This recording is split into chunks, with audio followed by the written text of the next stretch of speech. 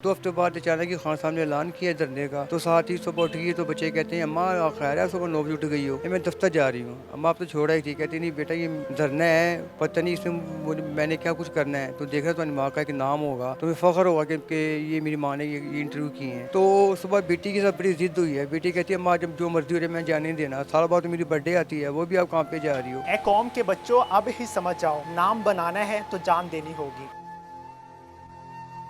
अस्सलाम वालेकुम, आप टीवी से मैं हूं फैसल खान सुरी। ए कौम के बच्चों, अब ही समझ जाओ, नाम बनाना है तो जान देनी होगी। कल जो वाक़या पेश आया, सदफ़ नईम शहीद हुई, जिस तरह से हुई आप सब जानते हैं। मैं कुछ बयान नहीं कर सकता उस हवाले से।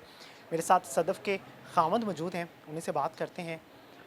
सर, बहुत अफ़सोस की बात है और शायद मेरे पास वो अल्फाज भी नहीं है कि मैं किस तरह से अफ़सोस कर सकूं। लेकिन मुझे थोड़ा सा बताइएगा कि सदफ़ कितने अरसे से जॉब कर रही थी?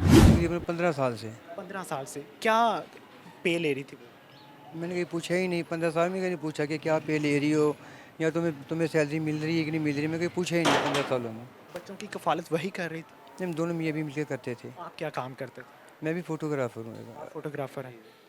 तो इतने अरसे से वो जॉब कर रही थी, तो आपने उसको कभी रोका नहीं कि ना करो, ख़तून हो, इस तरह जलसों में ना जाया करो, रैलियों में ना जाया करो? कई दफ़ा रोका, लेकिन वो मना ही नहीं होती थी। कहती नहीं, वो उसको बस जुनून था कि मेरा नाम बन जाए। अब लास्ट टाइम भी जब 2 हफ्ते घर बैठी रही है कि मैं जॉब छोड़ आई, उसके बाद नंबर भी ऑफ़ कर दिया है। तो 2 हफ्ते बाद अचानक ही खान साहब ने ऐलान किया धरने का। तो साथ ही सुबह उठ गई तो बच्चे कहते हैं अम्मा खैर है, सुबह 9 बजे उठ गई हो, मैं दफ्तर जा रही हूँ। अम्मा आप तो छोड़ा ही थी। कहती नहीं बेटा ये धरना है, पता नहीं इसमें मैंने क्या कुछ करना है, तो देख रहा तुम्हारी माँ का एक नाम होगा, तुम्हें फ़ख्र होगा कि ये मेरी माँ ने ये इंटरव्यू किए हैं। खुद ही चली गई, हालांकि उनको उनको किसी ने किसी भी नहीं किया, ऑफिस वालों ने भी नहीं बुलाया कि आप दोबारा आ जाएं, वो खुद ही चली गई जी मैंने कवर करना है। कहीं ऐसा तो नहीं कि वो जॉब छोड़कर आई थी सिर्फ़ इसी वजह से कि उनको पे नहीं मिल रही थी? नहीं नहीं, वो सिर्फ बच्चों की वजह से है जी। वो कह रही थी कि बच्चे मेरे डिस्टर्ब हो गए हैं बच्चों क्योंकि को टाइम नहीं दे पा रहे? हाँ जी, क्योंकि पहले मेरी वालदा ज़िंदा थी तो मेरे बच्चों ने ही मेरी वालदा ही मेरे बच्चों को पाला है। तो वालदा को 4 साल हो गए मेरी गई को, तो वो कहती थी कि 4 साल मैं जॉब कर रही हूँ, तो अब मम्मी भी नहीं है, तो बच्चे मेरे डिस्टर्ब हो रहे हैं। तो अब मैंने टोटल घर को ध्यान देना है, अब मैंने सब कुछ छोड़ देना है। कितने घंटे की जॉब किया करती थी?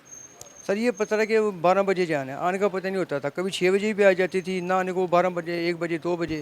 तो मतलब ये थी, वो रास्ते में रहती थी कि नहीं आज मैं लेट हो जाऊँगी या मैं मुझे ये फ़लाँ मसला है, इस तरह है। तो जिस दिन ये वाक़या पेश आया है, उसकी बेटी की बर्थडे थी कल।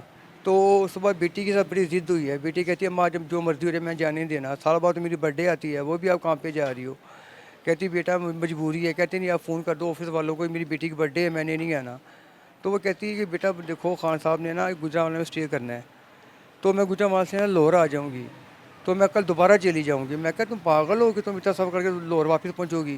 कहती नहीं नहीं, मैंने बच्ची की खुशी ख़राब नहीं करनी।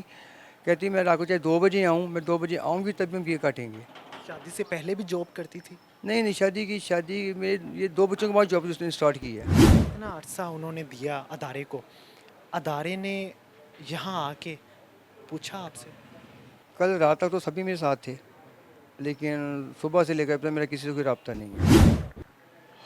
बिल्कुल जी, बहुत अफ़सोस के साथ कहना पड़ेगा कि 20 सालों में उस औरत ने बहुत कुछ दिया था अदारे को, लेकिन अदारा कुछ ना दे पाया।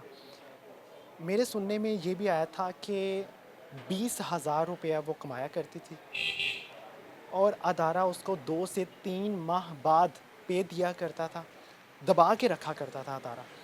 और फिर उसके बाद वो तंग आ चुकी थी जॉब से और वो कहती थी कि मुझे कहीं और जॉब मिल जाए। ये जो बता रहे हैं सर कि वो अदा छोड़ के आ गई थी जॉब, तो उसकी वजह भी यही दिखाई देती है कि वो तंग आ चुकी थी। वो बहुत तंग दस्ती की ज़िंदगी बसर कर रही थी। वो मिन्नतें किया करती थी अपने कोलीग्स की कि प्लीज़ कहीं पे मुझे जॉब पे लगवा दें, लेकिन बदकिस्मती से उसको कोई अदारा एक्सेप्ट नहीं करता था। आज जब वो दुनिया में नहीं रही, तो आज पूरे पाकिस्तान का मीडिया यहाँ पे आ गया। पूरे पाकिस्तान का मीडिया सिर्फ रेटिंग लेने के लिए, उसके नाम से रेटिंग लेने के लिए यहाँ पे मौजूद है। लेकिन जब वो ज़िंदा थी तो उसको अहमियत नहीं दी जाती थी।